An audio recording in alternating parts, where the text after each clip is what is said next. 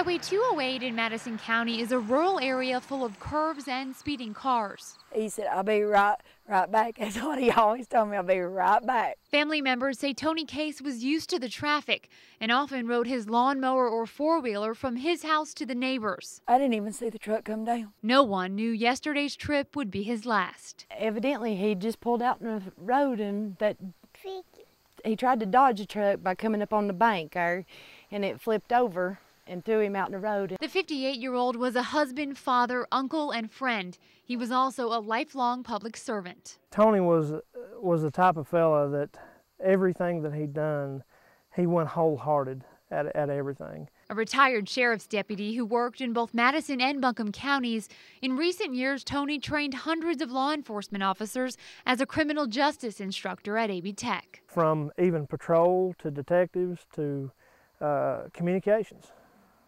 He handled it all.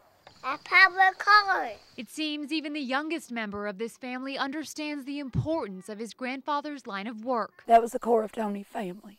I mean, he loved his family. He loved his brotherhood. Words don't describe Tony. He's one of a kind. They just don't make him like that no more.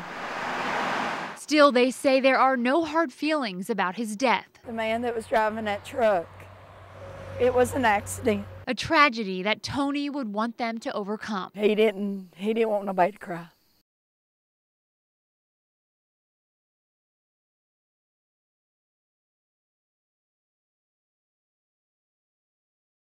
In Madison County, Heather Graf, News 13.